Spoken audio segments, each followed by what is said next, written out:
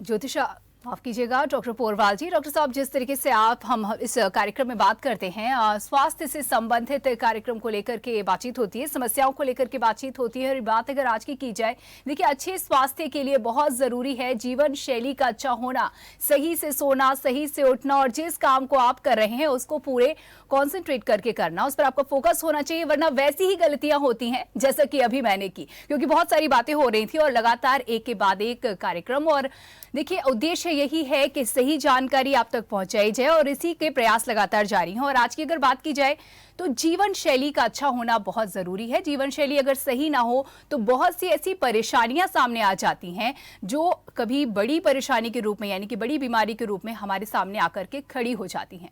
लेकिन इस कार्यक्रम की डॉक्टर साहब जैसा कि खासियत है कि छोटे छोटे नुस्खे होते हैं जो आपकी ओर से आते हैं, और उनका जब हम प्रयोग करते हैं, उसे जब हम अपनी जीवन शैली में शामिल करते हैं, तो बड़ी से बड़ी लगने वाली परेशानी भी उन छोटे नुस्खों से दूर हो जाती है। तो मैं चाहूंगी आज के इस कार्यक्रम में हम इस पर बात करें और बातचीत की शुरुआत करते हैं। तो डॉक्टर साहब, सबसे पहले तो ये बताइए, आखिर ये जो नुस्खे होते हैं, ये आसान से लगने वाले नुस्खे इतने कारगर होते हैं, तो क्या क्या चीजें हमारी रसोई में बहुत होनी जरूरी हैं जिसके चलते इन नुस्खों में काम आ सके? कुछ ऐसी बेसिक चीजों के बारे में बताएं जो नुस्खों के रूप में इस्तेमाल की जा सकती हैं। नंदिनी जी, घर परिवार में या किचन में हम जिन मसालों का प्रयोग करते हैं, जिन खाद्य पदार्थों का प्रयोग करते हैं, इन सब के कुछ विशिष्ट औषधि गुण होते हैं, और ये किसी बीमारी विशेष में औषधि का कार्य करते हैं। तो हम जब अपने दर्शकों को कोई नुस्खा बताते हैं तो कोशिश ये होती है कि उनका एक भी रुपया दवाई के रूप में खर्च ना हो। घर में जो उपलब्ध संसाधन है या कुछ विशिष्ट यौगिक प्रक्रियाओं का अभ्यास करके वो आरोग्यता को प्राप्त कर लें। कम से कम छोटी छोटी उन बीमारियों को जो भविष्य में एक बड़ी बीमारी का रूप ले सकती हैं, एक बड़ी बीमारी बन सकती हैं, ये बड़ी बीमारी बनने से पहले ही अगर हम छोटे छोटे नुस्खों का इस्तेमाल करके उस बीमारी को जड़ मूल से समाप्त कर लेते हैं, तो हम बेहतर आरोग्यमय जीवन जी सकते हैं। छोटी छोटे से यानी कि बीमारियां जो सामान्य तौर पर देखी जाती हैं, अगर बात की जाए मौसम के बदलाव के साथ सबसे ज्यादा दिक्कत जो देखने को मिलती है वो होती है खांसी आना, सर्दी जुकाम का हो जाना। लेकिन डॉक्टर साहब, खांसी का आना लगता तो बड़ा मामूली है, लेकिन एक बार अगर हो जाए तो इससे जल्दी छुट्टी नहीं मिलती है, खास तौर पर कि बच्चों को, और वो दवा लेने से साफ इनकार कर देते हैं। उनको दवा देना वाकई बहुत मुश्किल काम होता है। तो खांसी का कोई घरेलू नुस्खा आप बताएं, ऐसा नुस्खा जो बच्चे भी चाव से इसको प्रयोग कर सकें, या हर उम्र के लोगों को ध्यान में रखते हुए खांसी को लेकर क्या नुस्खा है? नंदिनी जी, खांसी दो तरीके की होती है, एक सूखी खांसी जी, और एक खांसी जिसमें बलगम बहुत ज्यादा आता है। अगर सूखी खांसी है तो इसका बहुत सहज और बहुत अच्छा इलाज है, क्योंकि इस समस्या में छाती में कफ सूखने लगता है। कफ का निर्माण तो उतना ही होता है, कफ सूख जाता है, और इस सूखे हुए कफ को निकालने के लिए हमारे फेफड़ों को एक्सरसाइज करनी पड़ती है, और जो खांसी के रूप में दिखाई देती है। जी, तुलसी की पत्ती का रस और पीपल की पत्ती का रस दोनों को 10-10 मिली मिला लें। बच्चों को, छोटे बच्चे हैं तो आधी मात्रा रखें। अब इसमें 2 काली मिर्च, 2 लौंग पीस के मिला दीजिए। इस महा औषधि को गुनगुना करके सुबह शाम अगर चाट लेंगे तो जितना कफ फेफड़ों में भरा है, खांसते खांसते निकल नहीं पाता है, वो सहजता से निकल जाएगा या मल के साथ निकल जाएगा। दूसरा, अतिरिक्त मात्रा में जो कफ का निर्माण हो रहा है, वो अतिरिक्त कफ का निर्माण भी कम हो जाएगा, सामान्य हो जाएगा, और ये खांसी स्थायी रूप से ठीक हो जाएगी। लेकिन जी। यहाँ पर एक सावधानी भी बताना चाहूँगा नंदिनी जी, जी बिल्कुल। कि बच्चों को खांसी खूब आ रही है, हम लोग दही बड़ा दे रहे हैं, मट्ठा पिला रहे हैं, दही दे रहे हैं, कोल्ड ड्रिंक पिला रहे हैं, फ्रिज का ठंडा पानी और आइसक्रीम जैसी चीज़ें बच्चे को खाने में दे रहे हैं, पिला रहे हैं, junk food, fast food, pastry, cake, ऐसी चीज़ें बच्चों को खूब खिला रहे हैं, खांसी की दवा भी खिला रहे हैं। जी। इसके कारण खांसी ठीक नहीं होती है। इसलिए जब भी खांसी की समस्या बच्चों को या बूढ़ों को हो तो इन्हें 3-4 दिन कड़ा परहेज करना चाहिए और इन घरेलू उपायों का इस्तेमाल करना चाहिए, जिससे कि खांसी पूरी तरह ठीक हो जाती है। चावल और बादी चीज़ें भी खांसी से पीड़ित बच्चे या वृद्ध ना खाएं। बिल्कुल। तो ये नुस्खा तो काम करेगा ही करेगा, लेकिन ये जो परहेज़ बताया गया है, जिस चीज़ों के लिए मनाही है, इसका खास तौर पे ध्यान रखें। खास तौर पे जैसा कि आपने कहा कि 3 से 4 दिन तो सख्त परहेज़ करें और फिर इस नुस्खे का इस्तेमाल करें, आपको लाभ मिलेगा। वहीं बात अगर की जाए डॉक्टर साहब, क्योंकि मौसम के बदलाव का ज़िक्र किया और मामूली से जो सिम्पटम्स लगते हैं, मामूली सी लगने वाली परेशानियाँ जो आगे चल के किसी बड़ी बीमारी को भी दावत दे सकती है, उसका संकेत हो सकती है, बेहतर ये है कि उसे छोटे रूप में ही उसका निदान कर लिया जाए, समाधान कर लिया जाए। नोज़ ब्लो की समस्या बच्चों में बहुत ज़्यादा देखी जाती है, नाक बहती है और हम जानते हैं कि ये कफ ही होता है जो खून से कफ बन जाता है, बच्चे कमज़ोर होते हैं और नोज़ बहती रहती है और इसे हम मामूली समझते हैं, लेकिन देखते ही देखते बच्चा कमज़ोर हो जाता है और ठीक ऐसा ही प्रभाव बड़ों में भी पड़ता है, उनकी भी सेहत पे कहीं ना कहीं असर पड़ता है, कमज़ोरी आती है। तो नाक बहने का कोई नुस्खा, कोई घरेलू नुस्खा? नंदिनी जी, इस समस्या के 2 कारण हैं और कारण की दृष्टि में रखते हुए 2 नुस्खे। जी। एक तो बच्चे की शीत की प्रकृति अगर है, बच्चे को गर्मी में भी ठंड लग जाती है, तो इसका नुस्खा दूसरा है।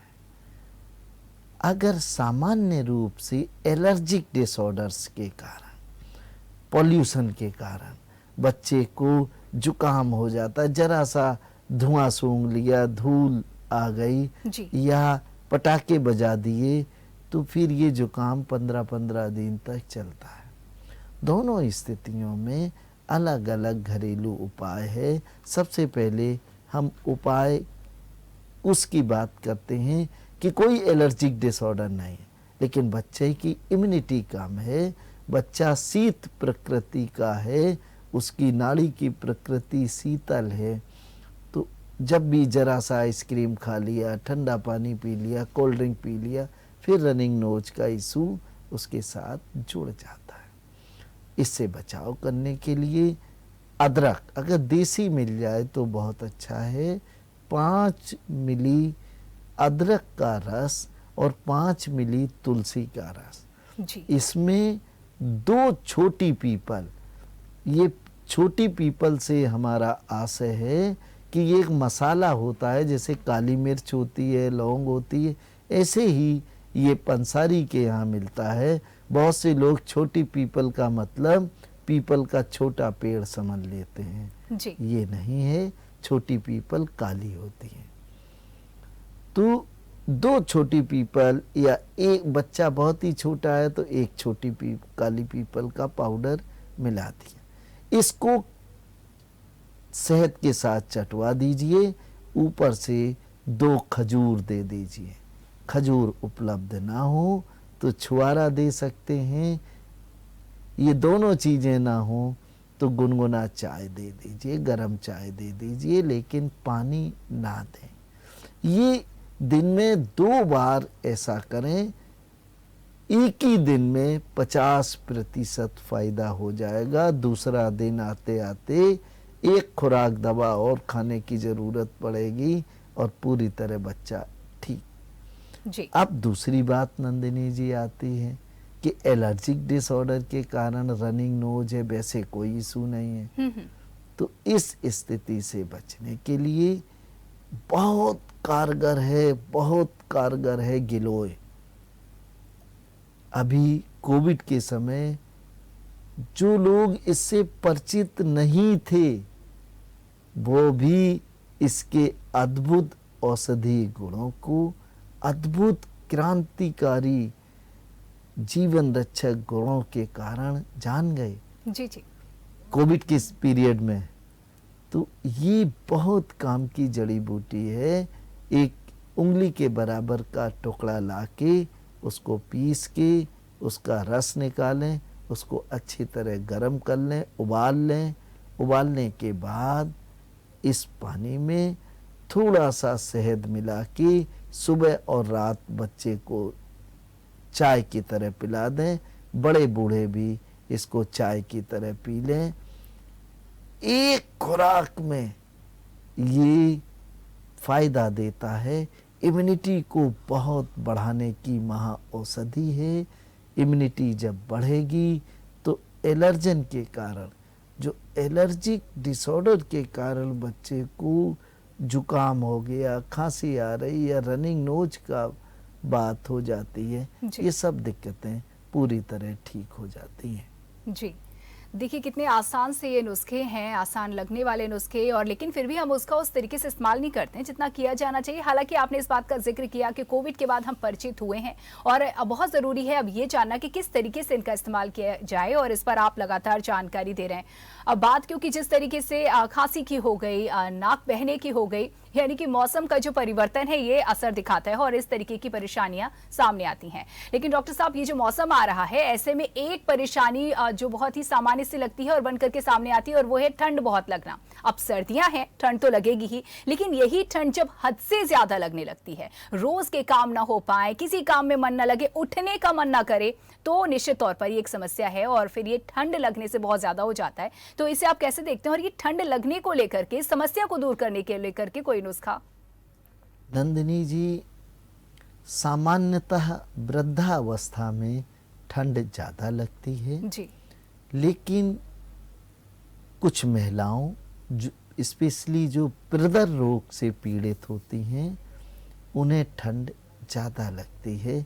छोटे बच्चे जो पानी में ज़्यादा खेलते हैं, नंगे पैर टहलते हैं, उन्हें भी ठंड ज़्यादा दुख, ज़्यादा कष्ट देती है। जी, ठंड से बचने के लिए बूढ़ों के लिए सबसे पहले एक अद्भुत उपाय, लहसुन की 2 कलियों को और 2-3 टुकड़े गेहूं के बराबर के टुकड़े कर लें जी, अदरक के, और इसको तवे पे डाल दें, धीमी आंच पे रखें और एक कटोरी से ढक दें।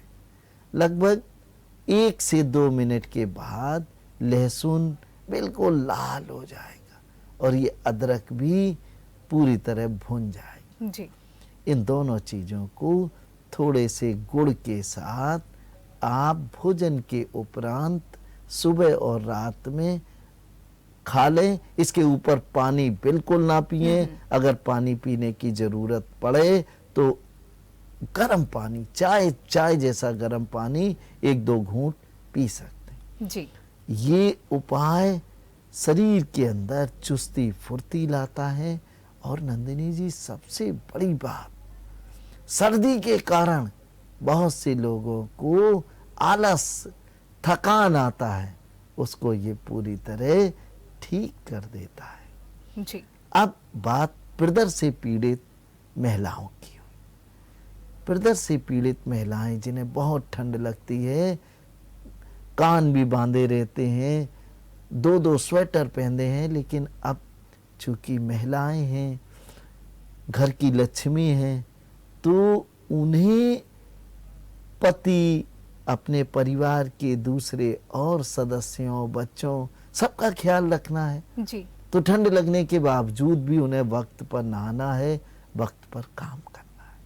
ऐसे लोगों को एक बहुत अच्छा नुस्खा बता रहे हैं, बहुत अच्छा। जी, अगर घर में आप अजवाइन को किसी गमले में डाल दें तो 8-10 दिन में उसके पौधे निकल आते हैं और महीने भर में तो पौधे बड़े बड़े हो जाते हैं, जिसमें जी, बहुत से पत्ते लगे होते हैं।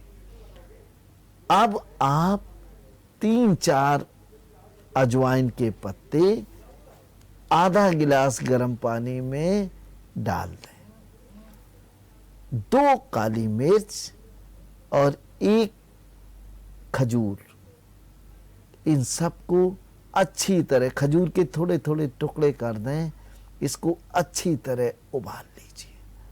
जब ये उबल जाए तो छान लीजिए, खजूर बचा हुआ चबा के खा लीजिए और चाय की तरह इसको पी लीजिए। जी जी। बहुत लाभकारी है। जिन्हें बहुत ज्यादा ठंड लगती है वो इस उपाय को करके देखें।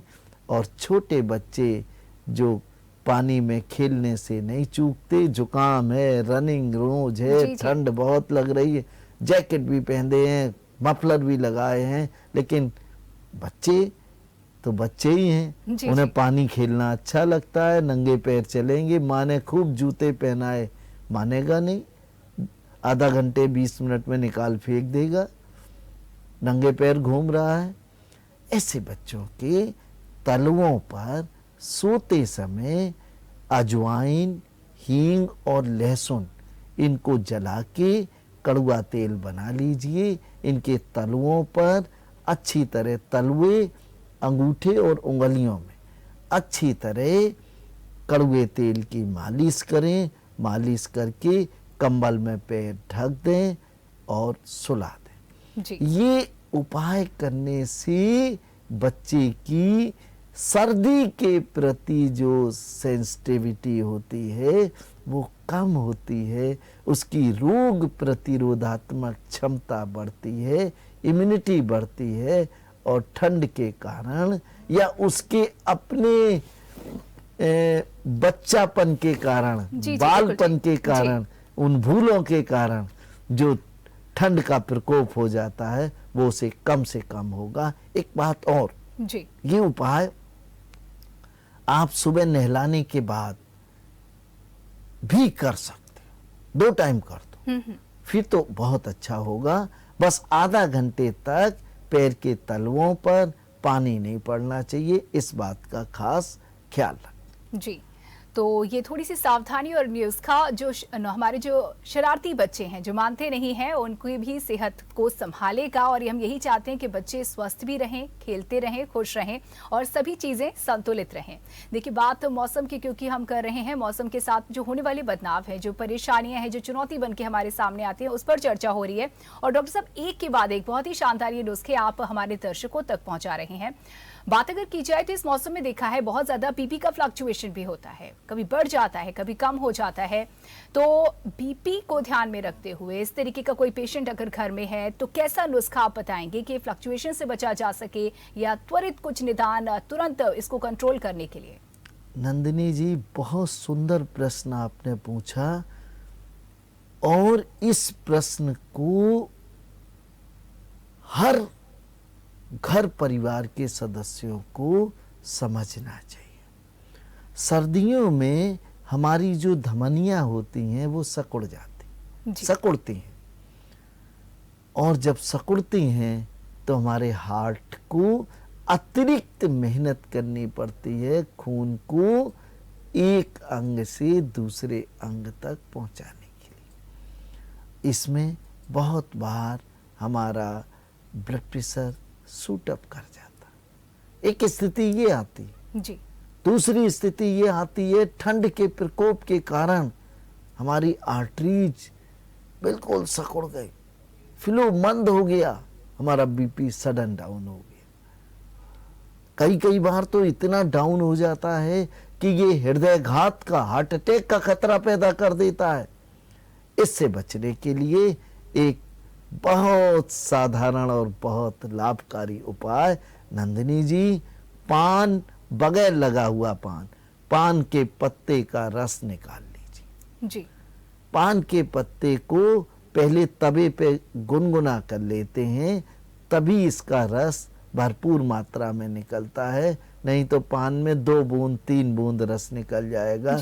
अगर इसको तवे पे रख के थोड़ा घुमा देंगे तो ये गर्म हो जाएगा, और फिर इसको मसल के जब रस निकालेंगे तो 2 चम्मच रस निकल आएगा। जी।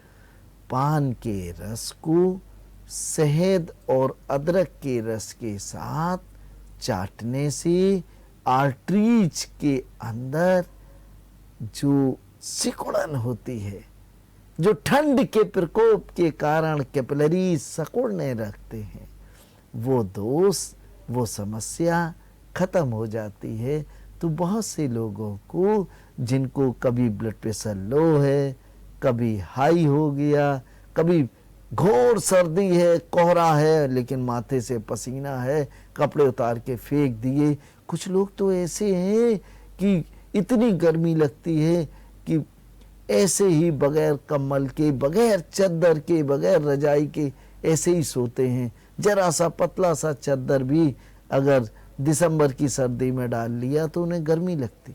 जी जी। ऐसे रोगियों के लिए ये उपाय बहुत हितकारी है। और ध्यान दीजिए, पान के पत्ते का हृदय रोगों के लिए, उच्च रक्तचाप के लिए बहुत बड़ा योगदान है, बहुत हितकारी है, बहुत लाभकारी। जी, तो पान के पत्ते का प्रयोग करके आप इस बीपी की जो समस्या है, और ख़ास तौर पर जिस तरीके से आपने बताया कि हृदय रोग के लिए बहुत ज़्यादा हितकारी है, तो इसका आप इस्तेमाल करें और सही तरह से करें, जिस तरह से डॉक्टर साहब ने आपको बताया।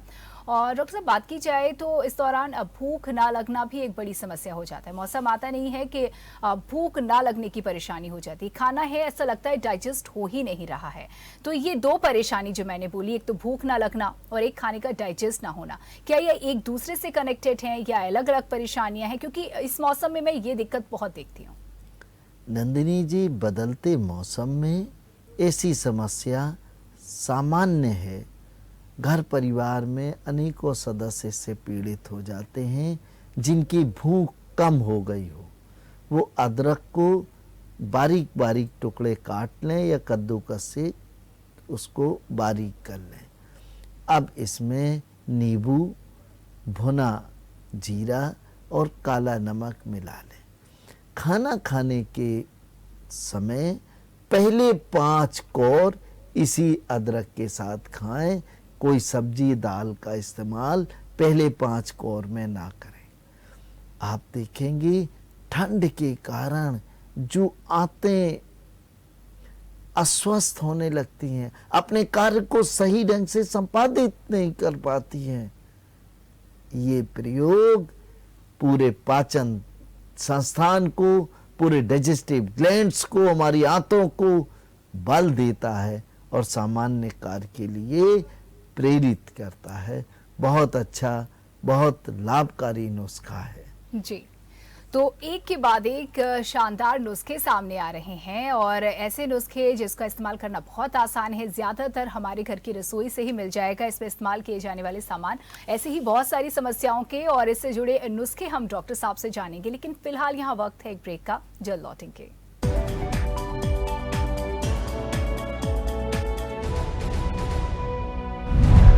अगर आपको हमारा वीडियो पसंद आया हो तो हमें लाइक करें, सब्सक्राइब करें और ज्यादा से ज्यादा शेयर करें। और हाँ, बेल आइकॉन दबाना ना भूलें ताकि हर खबर का अपडेट आप तक पहुंचे तुरंत।